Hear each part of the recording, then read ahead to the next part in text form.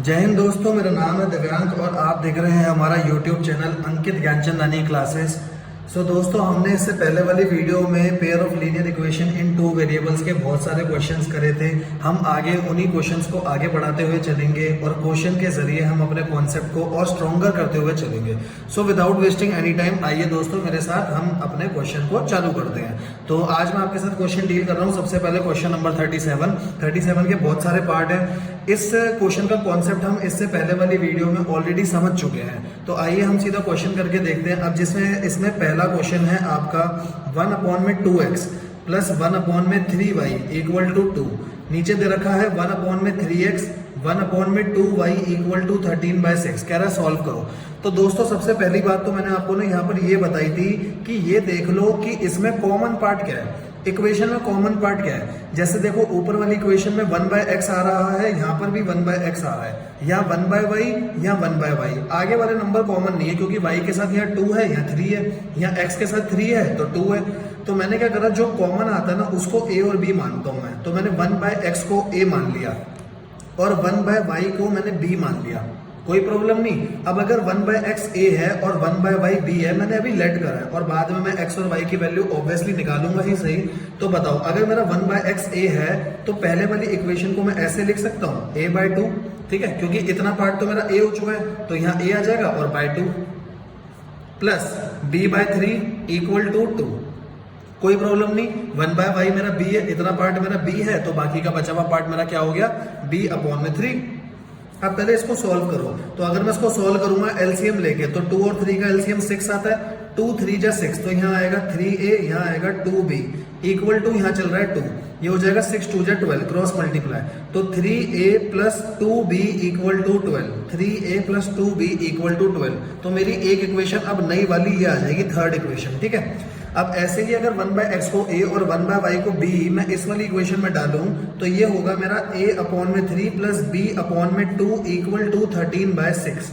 Solve करूंगा, 3 और 2 का एलसीएम 6 आता है, ये होगा 2a प्लस में 3b इक्वल टू 13/6। 6 उधर जाके क्रॉस मल्टीप्लाई होगा मेरा, 2a प्लस 3b हो जाएगा 13/6 इंटू 6। तो इस 6 से ये 6 कट गया, 2a plus 3b equal to में 13। ये क्या हो गया मेरा इक्वेशन नंबर 4। अब आप खाली दोस्तों मेरे को एक बात बताओ, आपको सारे मेथड आते हैं, सब्स्टिट्यूशन मेथड भी आता है, एलिमिनेशन मेथड भी आता है, क्रॉस मल्टीप्लिकेशन मेथड भी आता है। तो दोस्तों, क्या आप इस वाली को यूज करके, इन दोनों इक्वेशन को यूज करके a और b की मेरे को वैल्यू बता सकते हो? तो a और b की कुछ ना कुछ तो वैल्यू निकल कर आएंगी, है ना। अब मैं लेट कर रहा हूं, खाली मैं मान रहा हूं ऐसा कि आपने सॉल्व कर लिया और a की वैल्यू आ रही है 1/5, b की वैल्यू आ रही है 1/6। मैं ऐसा मान रहा हूं, ये मेरी वैल्यू आई नहीं है, ये आप खुद सॉल्व करोगे और a और b की वैल्यू निकालोगे, ठीक है। अब मैंने मान लिया कि a की वैल्यू 1/5 है, b की वैल्यू 1/6। मैंने ऐसा सिर्फ माना है, जब आप सॉल्व करोगे, जब एक्चुअल वैल्यू निकल कर आएगी। मेरा मेन मोटिव क्या है, सिर्फ आपका कॉन्सेप्ट अच्छा करना, ठीक है। अब देखो, अगर a की वैल्यू ये है तो मैंने a किसको माना था, 1/x को, तो मैं इस a की जगह लिखूंगा 1/x इक्वल टू 1/5 और क्रॉस मल्टीप्लाई करूंगा तो x की वैल्यू निकल कर आ जाएगी 5। ऐसे ही b मैंने माना था 1/y को इक्वल टू करूंगा 1/6, क्रॉस मल्टीप्लाई करूंगा, y की वैल्यू 6 आ जाएगी। इस तरीके से मैं अपने क्वेश्चन को सॉल्व करते हुए चलूंगा। मेरे क्वेश्चन में मैंने सिर्फ माना है कि ये वैल्यू आई है, आपको एक्चुअल में सॉल्व करना है और फिर वो वैल्यू यहाँ पर लेकर आगे क्वेश्चन को बढ़ाना है। आई होप आपको ये वाला क्वेश्चन पूरा का पूरा क्लियर हुआ होगा। अब ऐसे ही हम आगे बढ़ते हैं अपने अगले क्वेश्चन पे। तो अगले बेटा सारे क्वेश्चन ऐसे हैं जो ट्रिकी पॉइंट है, खाली ट्रिकी पॉइंट मैं आपको बता देता हूं। जैसे आप सेकंड पार्ट पढ़ोगे तो सेकंड पार्ट में है 2/√x 3/√y equal to 2, 4/√x minus 9/√y equal to -1। तो देखो, दोनों में 1/√x और 1/√y कॉमन आ रहा है, तो मैंने 1/√x को a मान लिया और 1/√y को b मान लिया। तो अब मेरी इक्वेशन क्या बन जाएगी, पहली वाली इक्वेशन बन जाएगी 2a प्लस में 3b इक्वल टू 2, ये एक इक्वेशन हो गई। दूसरी बन जाएगी 4a माइनस में 9b इक्वल टू -1। इक्वेशन को सॉल्व करना आपको आता है, यहां से इक्वेशन को सॉल्व करोगे। मान लो इक्वेशन को सॉल्व करने के बाद जब आपने इक्वेशन सॉल्व करी तो a की वैल्यू 1/3 आ गई, b की वैल्यू 1/2 आ गई। मैं फिर बता रहा हूं, मैं सिर्फ लेट कर रहा हूं। तो उसके आगे का स्टेप क्या होगा, जब आप a और b की वैल्यू निकाल लोगे तो आपने a किसको माना है, 1/√x को, तो इसकी जगह लिखो 1/√x इक्वल टू 1/3 और b किसको माना है, 1/√y को, तो यहाँ लिखो 1/√y इक्वल टू 1/2। अब क्रॉस मल्टीप्लाई तो 3 इक्वल टू हो गया रूट एक्स और यहाँ 2 इक्वल टू हो गया रूट वाई। ठीक है जी, स्क्वायरिंग कर दो दोनों तरफ। अगर आप दोनों तरफ स्क्वायरिंग करोगे तो रूट से स्क्वायर कैंसिल हो जाएगा, यहाँ एक्स बचेगा खाली, क्योंकि रूट से स्क्वायर कैंसिल हो जाता है, बच्चे को पता है। एक्स की वैल्यू आ गई 9, ऐसे यहाँ से रूट से स्क्वायर कैंसिल हो जाएगा, वाई की वैल्यू आ जाएगी मेरी 4। इस तरीके से मैं क्वेश्चन को करते हुए चलूंगा। अगेन दोस्तों मैं आपको बता दूं, यहाँ पर मैंने ए और बी की वैल्यू लेट करी है। आप पहले खुद से निकालोगे, यहाँ से जो वैल्यू आएगी वो यहाँ रखोगे और फिर क्वेश्चन को सॉल्व करोगे। मेरा मेन उद्देश्य हर बार क्या रहेगा, सिर्फ आपका कॉन्सेप्ट अच्छा करना। अब इसके बाद दोस्तों आओ हम अपने थर्ड क्वेश्चन की तरफ चलते हैं। तो थर्ड क्वेश्चन में देखो, ये तो एकदम नॉर्मल फॉर्म में है y, तो क्या मैं y को छेड़ूंगा? नहीं जी, मैं y को क्यों छेड़ूं? तो सिर्फ x डिनोमिनेटर में है, मेरे को डिनोमिनेटर से मतलब होता है। तो मैंने इस बार 1/x को a मान लिया, y को कुछ नहीं माना, y ठीक है, 1/x को a मान लिया। तो पहले वाली इक्वेशन क्या हो जाएगी दोस्तों? पहले वाली इक्वेशन हो जाएगी, क्योंकि ये 4 इंटू 1/x है तो ये 4a हो गया, साथ में चल रहा है 3y इक्वल टू में 14, कोई प्रॉब्लम नहीं। नीचे वाली इक्वेशन हो जाएगी 3a माइनस में 4y इक्वल टू में 23। बस अब आपको इक्वेशन सॉल्व करनी है, तो y की वैल्यू तो इक्वेशन से सॉल्व करके वैसे ही आ जाएगी। और मान लो, सिर्फ मान लो कि a की वैल्यू 1/3 आ रही है। a किसको माना आपने? 1/x को। तो 1/x इक्वल टू मेरा हो जाएगा 1/3, क्रॉस मल्टीप्लाई करूंगा, x की वैल्यू 3। ये तो मैंने मानी है वैल्यू, a की वैल्यू तो आप खुद निकालोगे ना। a की एक वैल्यू आएगी, एक y की वैल्यू आएगी। y की तो जो वैल्यू है वो आंसर है, क्योंकि y ऊपर ही था। बस a वाली वैल्यू को मेरे को x के इक्वल 1/x के इक्वल रखना पड़ेगा और वहां से x निकालना पड़ेगा। ठीक है जी, बताओ दोस्तों, क्या अब आप आगे के क्वेश्चन खुद कर सकते हो जैसे मैंने आपके साथ क्वेश्चन डिस्कस करे? तो आगे के क्वेश्चंस भी मैं आपके साथ डिस्कस कर देता हूं। फोर्थ पार्ट में बताओ, 1/x माइनस 1 को a मानूंगा क्योंकि 1/x माइनस 1 दोनों इक्वेशन में आ रहा है, और 1/y माइनस 2 को मैं b मानते हुए चलूंगा क्योंकि दोनों इक्वेशन में आ रहा है। ठीक है जी, अब यहाँ क्या बचा? यहाँ हो गया 5a प्लस 1 इंटू b, तो b इक्वल टू 2। नीचे वाली बनेगी दोस्तों 6a माइनस में 3b equal to 1। I hope so आपको चीज क्लियर हुई हो। फिर a और b की वैल्यू आ जाएगी।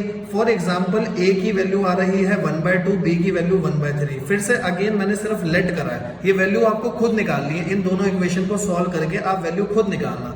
अब a की वैल्यू क्या थी? 1/x माइनस 1, तो 1/x minus 1 equal to 1/2, 1/y minus 2 equal to 1/3। Cross multiply तो 2 equal to x minus 1, 3 equal to y minus 2। तो x हो गया 2 प्लस 1, 3, 1 को इधर फेंक दो और y हो जाएगा, जब इस 2 को इधर फेंकूंगा तो 5 हो जाएगा। ऐसे करके मैं इस वाले क्वेश्चन में भी अपना x और y निकालता हुआ चलूंगा। आई होप आपको अभी तक के सारे क्वेश्चन मेरे क्लियर हुए होंगे। ठीक है जी, तो अब इसके बाद दोस्तों हम बढ़ते हैं अपने अगले क्वेश्चन की तरफ, फिफ्थ क्वेश्चन की तरफ। तो आइए, फिफ्थ क्वेश्चन ही मतलब इसी क्वेश्चन के फिफ्थ पार्ट की तरफ। मैं थोड़ा सा बस जल्दी जल्दी इसीलिए करा रहा हूं कि क्वेश्चन की बेसिक चीजें आपको समझा सकूं ताकि आप खुद से कर सकें। अब क्वेश्चन दे रखा है अगला 7x minus 2y equal to 5xy। तो सबसे पहले इस क्वेश्चन को नॉर्मल फॉर्म में लाना पड़ेगा। नॉर्मल फॉर्म मतलब रिड्यूसिबल फॉर्म में। तो कैसे लेकर आऊं? 7x माइनस 2y, 5 यहां रखा, जो इसके साथ ये xy मल्टीप्लाई हो रहा है ना दोस्तों, उसको मैं नीचे ले आया। xy अगर नीचे लाऊंगा तो दोनों के नीचे लाऊंगा, है ना, दोनों के पास आएगा xy, भेदभाव तो नहीं होगा किसी एक के पास आए। अब यहाँ पर x से x कट गया, यहाँ पर मेरा y से y कट गया, तो मेरे पास बचा क्या? यहाँ बचा 7/y, यहाँ बचा 2/x इक्वल टू 5। ये मेरी पहली इक्वेशन हो गई। अभी मैंने इक्वेशन को नॉर्मल लिखा है। अब ऐसे ही मैं दूसरी इक्वेशन निकालूंगा। दूसरी थी 8x 7y 15xy। तो फिर से xy को नीचे ले आओ। अगर इक्वेशन में मैं xy को नीचे ले आऊं दोस्तों तो क्या बनेगा? जल्दी बताओ। ऐसा होगा, x से x गया, y से y गया, तो यहाँ आ गया 8/y, यहाँ आ गया 7/x इक्वल टू 15। और ऐसे क्वेश्चन तो आपने खूब सारे कर लिए जहां पर ऐसे अपॉन में इक्वेशन होती है ना। फिर से वही 1/y को a मान लो, 1/x को b मान लो, क्योंकि 1/y और 1/x दोनों इक्वेशन में मेरे आ रहे हैं। ठीक है जी, तो क्या मैं आगे बढ़ सकता हूं? अब इसके बाद सिक्स्थ पार्ट में बस आपको एक चीज बता दूं, बिल्कुल सेम टू सेम वैसा है जैसा हमारा फिफ्थ पार्ट था। बस सिक्स्थ पार्ट को ना पहले ऐसे लिख लो, 6x plus 3y equal to 6xy और 2x plus 4y equal to 5xy। जब आपने इसको ऐसे लिख लिया तो देखो बिल्कुल सेम टू सेम ऊपर वाले क्वेश्चन जैसी इक्वेशन बन गई। और जैसे ऊपर वाले की क्वेश्चन जैसी इक्वेशन बन गई तो मैं फिर से वही करूंगा, xy को नीचे ले आऊंगा काट के और फिर मैं क्वेश्चन को सॉल्व करते हुए चलूंगा। आई होप सो आपको सिक्स्थ पार्ट भी इसका अच्छी तरीके से क्लियर हो गया होगा। ठीक है, और ऐसे ही आप आगे के दोनों पार्ट 7th पार्ट और 8th पार्ट भी करते हुए चल सकते हैं। मैं बता देता हूं 7th वाले पार्ट में आप क्या करेंगे, 1/x प्लस वाई को a मानेंगे, 1/x माइनस वाई को b मानेंगे, क्योंकि वो दोनों में आ रहा है। ठीक है, नीचे वाले में 1/3x प्लस वाई को a मानेंगे, 1/3x माइनस वाई को b मानेंगे, ऐसे, क्योंकि 1/3x प्लस वाई देखो दोनों में आ रहा है, 1/3x माइनस वाई भी मेरा दोनों में आ रहा है। और इस तरीके से हम अपने क्वेश्चन को सॉल्व करते हुए चलेंगे। बस दोस्तों ये देखा करो आपको किसको a और b मानना है, जो कॉमन पार्ट दोनों में आ रहा है। जैसे देखो 3x प्लस वाई यहाँ पर भी है, 1/3x प्लस वाई यहाँ पूरा भी है, 1/3x माइनस वाई यहाँ पर भी है, 1/3x माइनस वाई यहाँ पर भी है। फिर a और b रख के इक्वेशन बनाऊंगा, a और b की वैल्यू निकालूंगा, फिर a की वैल्यू को 1/x प्लस वाई के बराबर रखूंगा। ठीक है ना, ऐसे जैसे हम करते थे, a की वैल्यू वाई मान लो 1/5, a को मैंने माना 1/x प्लस वाई, इस वाले क्वेश्चन की बात कर रहा हूँ 8th वाले पार्ट की, तो ये 1/5 क्रॉस मल्टीप्लाई करा, यहाँ से फिर एक इक्वेशन निकल कर आ गई 5 = x प्लस वाई। ठीक है, ऐसे ही आपने मान लो b की वैल्यू निकाली हो 1/6, b आपने माना है 1/x माइनस वाई को, ये आ रहा है 1/6, क्रॉस मल्टीप्लाई करोगे तो ये आएगा 6 = x माइनस वाई। अब आपके पास अगेन दो इक्वेशन आ गई। अब आप इन दोनों इक्वेशन को सॉल्व करके x और y की वैल्यू बड़े आसानी से निकाल सकते हैं। ठीक है जी, तो मुझे नहीं लगता कि इस वाले पार्ट में अभी तक आपको कोई भी प्रॉब्लम हुई होगी। तो चलिए दोस्तों, इसके बाद हम अपने अगले क्वेश्चन की तरफ बढ़ते हैं। नेक्स्ट क्वेश्चन है आपका, सॉल्यूशन आपको सारे दे ही रखे हैं तो कोई प्रॉब्लम ऐसे होगी नहीं, बट पहले खुद से करना। तो दोस्तों इसके बाद आपका अगला क्वेश्चन कौन सा आता है, नेक्स्ट क्वेश्चन आता है 38 क्वेश्चन। 38 क्वेश्चन का क्वेश्चन नंबर जो फर्स्ट पार्ट है अपस्ट्रीम और डाउनस्ट्रीम के कॉन्सेप्ट वाला, ये हम अपस्ट्रीम और डाउनस्ट्रीम के कॉन्सेप्ट वाली वीडियो में अलग से कर चुके हैं। तो इसके बाद हमारे दो पार्ट और बचे, सेकंड पार्ट और थर्ड पार्ट। तो आइए दोस्तों हम करते हैं सेकंड पार्ट पहले, फिर हम करेंगे अपना थर्ड पार्ट। तो आइए दोस्तों हम करते हैं 38 क्वेश्चन का क्वेश्चन नंबर का पार्ट नंबर 2। ठीक है, क्या दे रखा है मैं पहले आपको पढ़ा देता हूं question. 2 women 5 men can together finish an embroidery work in 4 days। ठीक है, 2 आपकी लेडीज और 5 मेन मिलकर एक काम को 4 दिन में करते हैं, जबकि 3 वुमेन और 6 मेन मिलकर उसको 3 दिन में करते हैं। तो वो कह रहा है एक वुमेन का बताओ, अगर एक वुमेन सारा काम खुद करे तो वो कितने दिनों में कर लेगी, और ये भी बताओ अगर एक मैन करे तो कितने दिनों में कर लेगा। ठीक है जी, तो बस मैं आपको इक्वेशन तक का काम कराऊंगा, ये आपको पता है। तो मैन अलोन कर रहा है मान लो x डेज में, ठीक है, सारा का सारा काम वो x डेज में कर रहा है। तो एक बात खाली आप मेरे को बताओ, क्या आप बताओगे कि अगर ये x दिन में कर रहा है तो इन 1 डे ये कितना काम करेगा, इन 1 डे एक आदमी कितना काम करेगा। अगर वो रोज इक्वल काम करता है तो वो करेगा 1/x, इतना काम करेगा। अब ये कैसे निकला, मेरी बात को ध्यान से समझना। रामू 16 दिन में कोई काम कंप्लीट कर रहा है, 16 दिन में, तो एक दिन में कितना काम करेगा, एक दिन में काम करेगा 16 दिन का एक फ्रैक्शन। ठीक है, 16 दिन में से एक दिन का काम, ऐसा समझा करो कि एक दिन में वो कितना काम करेगा, टोटल काम करना है उसे 16 दिन का, तो एक दिन में करेगा एक दिन तक का काम, तो 1/16। इसलिए अगर वो टोटल काम x दिन में कर रहा है तो एक दिन में करेगा 1/x, कोई प्रॉब्लम नहीं। ठीक है जी, अब ऐसे ही अगर मैं वुमेन की बात करूं तो वुमेन अलोन करती है, मैंने लेट कर लिया y डेज में। तो दोस्तों मेरे को ये बताओ एक दिन में वुमेन कितना काम करेगी, एक दिन में वुमेन करेगी 1/y।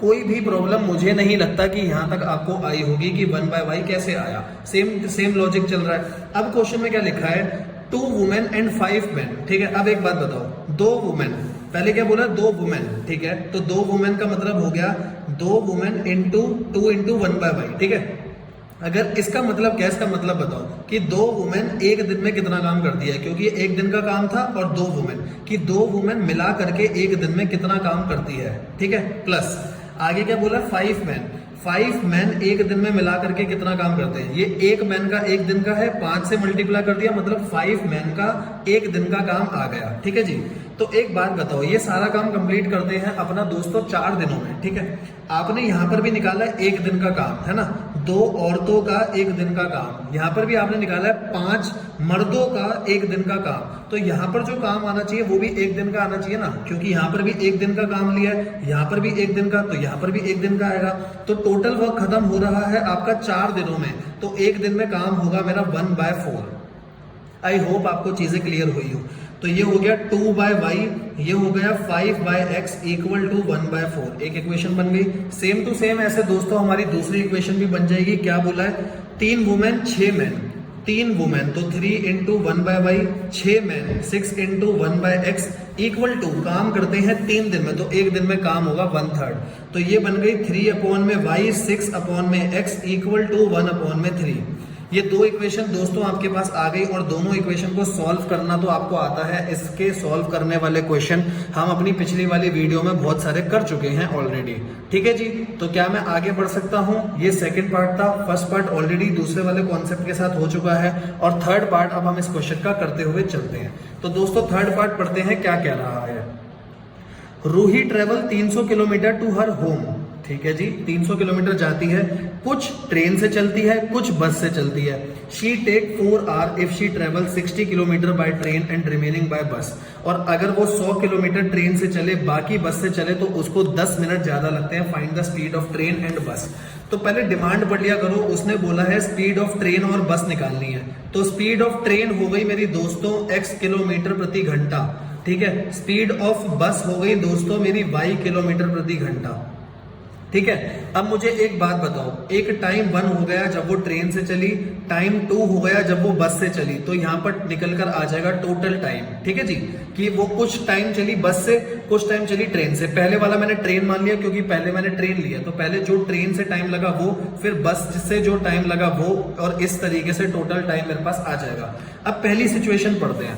पहली सिचुएशन में उसने बोला है 300 किलोमीटर में से 60 किलोमीटर वो ट्रेन से चली है। तो दोस्तों इसको ना ऐसे समझना, ये जर्नी थी 300 किलोमीटर की, इसमें से 60 किलोमीटर तो वो चली किससे, 60 किलोमीटर किससे चली है दोस्तों, ट्रेन से। अगर 60 ट्रेन से चली है, इसका मतलब 240 किलोमीटर वो बस से चली होगी, कोई प्रॉब्लम नहीं। अब टाइम निकालो, ठीक है। ट्रेन से निकालने वाला टाइम क्या होगा, टाइम का फॉर्मूला होता है डिस्टेंस अपॉन में स्पीड। तो ट्रेन से चलने वाला डिस्टेंस है 60 और ट्रेन की स्पीड है x, तो 60/x। बस का टाइम निकालो, तो बस का डिस्टेंस है 240 और speed, distance upon speed formula होता है, स्पीड है y। और टोटल टाइम कितना दे रखा है इस वाली सिचुएशन में, मेरे को टोटल टाइम दे रखा है 4 घंटे का, तो मैंने इक्वल टू लिख दिया 4 आवर्स, क्योंकि यहाँ पर जो स्पीड है वो भी किलोमीटर प्रति घंटे में थी। तो ये तो बन गई मेरी पहली इक्वेशन, समझ आ गई। अब ऐसे ही दूसरी इक्वेशन में भाई ने क्या बोला है, तो भाई कह रहा है दूसरी इक्वेशन में कि 100 किलोमीटर ट्रेन से चली है। इस बार वो 100 किलोमीटर ट्रेन से चली है। अगर टोटल डिस्टेंस 300 किलोमीटर का ही है, तो 100 अगर ट्रेन से चली है, मतलब 200 किलोमीटर वो बस से चली होगी। तो अब क्या बनेगा, अब ट्रेन से लगने वाला टाइम क्या होगा, डिस्टेंस अपॉन में स्पीड, फिर डिस्टेंस अपॉन में स्पीड, और इस बार उसने बोला उसको 10 मिनट ज्यादा लगे हैं। तो दोस्तों एक बात ध्यान रखना, यहाँ पर हमारा घंटे में आना चाहिए टाइम, आवर्स में आना चाहिए, 4 आवर्स है, क्योंकि जो आपने स्पीड मानी है वो पर आवर मानी है। तो अब मैं इसको ऐसे नहीं लिख सकता, यहाँ देखो 4 घंटे प्लस 10 मिनट, मैं ऐसे नहीं लिख सकता, मुझे पूरा का पूरा आर में चाहिए। तो आर में कैसे निकलेगा, 4 घंटे तो आर में ही है, 10 मिनट को भी आर में बना लो, तो 10/60 करूंगा तो आर में बन जाएगा, क्योंकि 10 मिनट है, ठीक है। और एक घंटे में 60 मिनट होते हैं, इसलिए 60 से डिवाइड कर दिया, तो ये आ गया 1/6। तो 4 + 1/6 अगर एलसीएम लूंगा तो 6, और ये आएगा मेरा ऊपर 25, मतलब 25/6 आर आ गया। सबसे ज्यादा इंपॉर्टेंट पॉइंट इस वाले पार्ट का यही है कि बच्चा यही गलती करेगा, इसलिए मैं यहाँ पर उंगली बना रहा हूँ। आपको पता है मैं उंगली वहीं बनाता हूँ जो सबसे ज्यादा इंपॉर्टेंट पॉइंट होता है। तो यहाँ बच्चा गलती कर सकता है, 4 घंटे 10 मिनट को कैसे दिखाना है, तो 4 घंटे 10 मिनट को आपको पूरा आवर्स में पहले कन्वर्ट करना है, फिर दिखाना है, ठीक है। ऐसे नहीं दिखा सकते सीधा 4 और 10। अब आपके सामने ये 2 इक्वेशन आ गई, अब आप इन दोनों इक्वेशन को सॉल्व कर सकते हो, 1/x को a मान के, 1/y को b मान के, वो सब तो आपको आता ही है, ठीक है जी। तो इसी प्रकार हमारा 38 क्वेश्चन जड़ से खत्म हुआ, और इसके बाद का जो क्वेश्चन है आगे का वो तो आप खुद सॉल्व कर सकते हैं, वो मैं आप पे छोड़ता हुआ चल रहा हूँ। अब इसके बाद दोस्तों मैं आपके साथ क्वेश्चन करूंगा, क्वेश्चन नंबर 40, ठीक है जी। और 40 क्वेश्चन बड़ा मजेदार है, करने में मजा आएगा, मेरी बात मान के देखो, आपको बहुत मजा आएगा, ठीक है। पहले क्वेश्चन पढ़ते हैं। 1 says, एक बंदा कह रहा है गिव मी 100, एक बंदा अपने दोस्त से बात कर रहा है, आप ऐसे समझ लो ये 1 है, ठीक है, मैं ऐसे मान रहा हूं ये 1 है और ये मेरा अदर है। तो पहले ये बंदा इससे कह रहा है तू मुझे 100 रुपए दे। अगर ये इससे कह रहा है 100 रुपए दे, तो इसके पास जितने पैसे उसमें से 100 कम हो जाएंगे और 100 इसके पास आ जाएंगे, है ना। उसने बोला 100 रुपए दे, तो 100 यहाँ से कम होगा, 100 इसके पास आ गए। कह रहा है अगर तू मुझे 100 रुपए देगा तो मैं तेरे जितना तू अभी रिच है ना, मैं उसके 2 गुना रिच हो जाऊंगा, ठीक है जी। तो दूसरा कहता है तू सिर्फ मुझे 10 रुपए दे, अगर तू मुझे सिर्फ 10 रुपए देता है ना, तो जितना तू अभी रिच है मैं उसके 6 गुना हो जाऊंगा। तो मुझे बताना है दोनों के पास कितना कितना कैपिटल है। कैपिटल का मतलब दोनों के पास कितना कितना पैसा है। मैंने मान लिया वन के पास अभी ₹X पड़े हैं और इस वाले बंदे के पास, अदर के पास ₹Y पड़े हैं। अब इक्वेशन को समझना, ध्यान से समझना। पहले क्या बोला था, वन ने बोला था गिव मी 100 फ्रेंड। वो कह रहा है मुझे 100 रुपए दे। अगर इसको 100 रुपए मिले तो जितनी इसके पास कैपिटल थी या जितना इसके पास पैसा था उसमें 100 रुपए जुड़ गए। ठीक है जी, उसमें 100 रुपए जुड़ गए।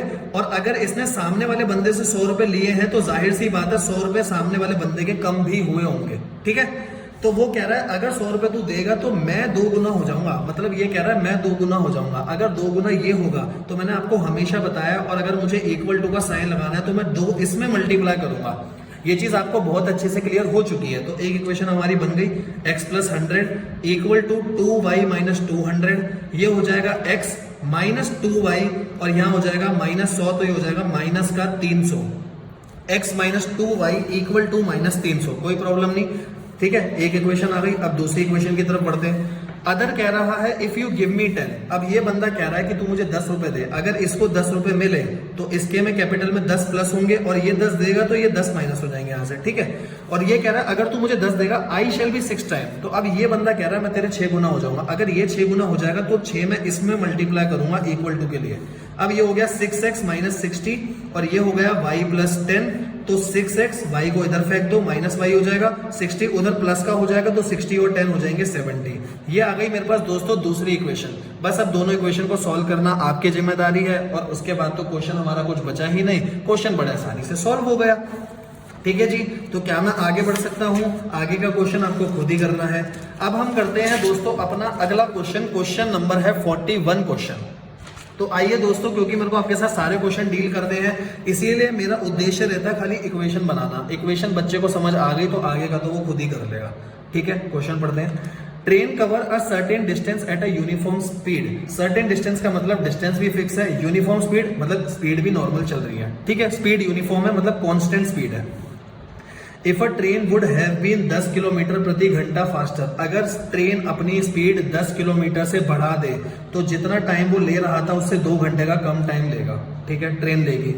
If the train were slower by 10 kilometre. अगर ट्रेन 10 किलोमीटर से कम चलने लगे, मतलब स्पीड 10 किलोमीटर से कम कर ले, तो वो जितना टाइम ले रही थी ओरिजिनल उससे 3 घंटे ज्यादा टाइम लेगी। वो कह रहा है डिस्टेंस निकाल कर बताओ। ठीक है जी, तो देखो डिस्टेंस निकालने के लिए चाहिए होता है स्पीड और टाइम। ना स्पीड गिवन है ना टाइम गिवन है। स्पीड मैंने मान ली x किलोमीटर प्रति घंटा, टाइम मैंने मान लिया y r मैंने मान लिया, कोई दिक्कत नहीं। फॉर्मूला बताओ दोस्तों। फॉर्मूला होता है डिस्टेंस का स्पीड इनटू में टाइम। अगर किसी बच्चे को ये फॉर्मूला याद नहीं है ना तो बताता हूं मैं कैसे याद करा करो। अगर आप किसी के सामने स्पीड बोल रहे हो दोस्तों तो आप बोलते हो 30 किलोमीटर प्रति घंटा। स्पीड ऐसी बोली जाती है ना हमेशा, कुछ भी होती है फिर आगे लगाते हैं हम किलोमीटर प्रति घंटा। तो पहले आ रहा है किलोमीटर, तो स्पीड का फॉर्मूला क्या बन गया? स्पीड का फॉर्मूला बन गया, पहले है किलोमीटर। किलोमीटर का मतलब डिस्टेंस, पर का मतलब होता है टाइम अपॉन में, पर का मतलब क्या होता है अपॉन, और आर का मतलब क्या होता है टाइम। तो बस एक फॉर्मूला याद कर लो कि स्पीड कैसे आएगी। पहले डिस्टेंस आता है, फिर पर आता है, पर का मतलब डिवाइड, और आर का मतलब होता है टाइम। अगर आपको ये एक फॉर्मूला याद है, इससे तीनों फॉर्मूले बन जाते हैं। अब इसी से बता दो डिस्टेंस क्या आएगा, स्पीड इंटू टाइम। तो मैंने लिख दिया स्पीड इंटू टाइम। तो हमारे क्वेश्चन के अकॉर्डिंग डिस्टेंस कितना आएगा, x इंटू वाई, क्योंकि x मैंने माना है स्पीड, टाइम मैंने y मानी है। यहां तक कोई प्रॉब्लम नहीं। अब मैं इसकी पहले वाली इक्वेशन लिखूंगा। पहले वाली इक्वेशन में देखो वो क्या कह रहा है, वो कह रहा है डिस्टेंस तो नॉर्मल ही रहेगा, जितना है डिस्टेंस तो सेम रहेगा। वो कह रहा है अगर मैं स्पीड 10 किलोमीटर से बढ़ा दूं, अगर मैंने स्पीड 10 किलोमीटर से बढ़ा दी तो x + 10 हो जाएगी।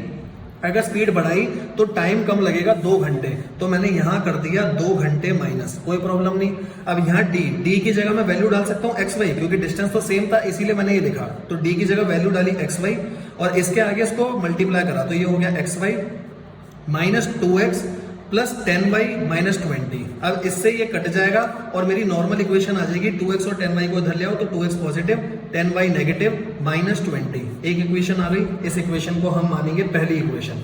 ऐसे ही दूसरी इक्वेशन दोस्तों क्या आएगी, डिस्टेंस इक्वल टू, अब क्या बोला उसने 10 किलोमीटर से कम कर दो, टाइम 3 किलोमीटर 3 से बढ़ जाएगा, तो ये 10 से कम हो गई और टाइम मेरा 3 घंटों से दोस्तों बढ़ गया। अब फिर से d की वैल्यू xy डाल दी, इसको मल्टीप्लाई करो xy plus 3x minus 10y minus 30, xy से xy कट गया तो यहाँ पर 3x माइनस 10y को इधर ही रखो, माइनस 30 को इधर ले आओ तो प्लस का 30 हो जाएगा। एक इक्वेशन मेरी ये आ गई। जब आपके साथ दो इक्वेशन है दोस्तों, क्या आप दोनों इक्वेशन को सॉल्व करके निकाल सकते हो? हाँ जी बिल्कुल निकाल सकते हैं। तो 41 क्वेश्चन भी अपना कंप्लीट हो गया। कैटेगरी एनालिसिस करना अब पूरा का पूरा आपका काम है, मैं आपको बता चुका हूँ। मैं दोस्तों आपको इंडिपेंडेंट बनाना चाहता हूं, तो जितनी चीजें आप खुद से करेंगे उतना आपको फायदा होगा। ठीक है जी, आई होप सो आपको आज की वीडियो के सारे क्वेश्चन क्लियर हुए होंगे। ऐसे ही मैं आपके साथ आगे के जितने बचे हुए क्वेश्चन है वो सारे क्वेश्चन डिस्कस करूंगा और इस तरीके से हम इस चैप्टर को खत्म करते हुए चलेंगे। तो दोस्तों अगर आपको मेरे इस वाली बुक की कॉन्सेप्ट बुक चाहिए खाली, जिसमें सारे के सारे कॉन्सेप्ट लिखे हुए हैं, तो लिंक डिस्क्रिप्शन बॉक्स में है। आप अमेजोन से जाके वो परचेज कर सकते हैं। वो ई बुक है, ई बुक होती है और उसमें खाली कॉन्सेप्ट होते हैं, उसमें क्वेश्चन आंसर नहीं होते। और अगर आपको पूरा मटेरियल खरीदना है क्वेश्चन आंसर के साथ, अगर ये बुक हमारी खरीदनी है तो प्लीज मुझे कांटेक्ट करिए, ठीक है। और कांटेक्ट करके मुझे बताइए कि आपको ये वाली बुक चाहिए। और अगर आपको हमारी वीडियो अच्छी लगी हो तो प्लीज इसको लाइक करिए, शेयर करिए सभी लोगों के साथ जो क्लास 10th में है, और सब्सक्राइब करिए हमारे चैनल को ताकि आगे हर चैप्टर की वीडियो आपको ऐसे ही मिलती रहे। ठीक है जी, तो stay safe. Thank you so much.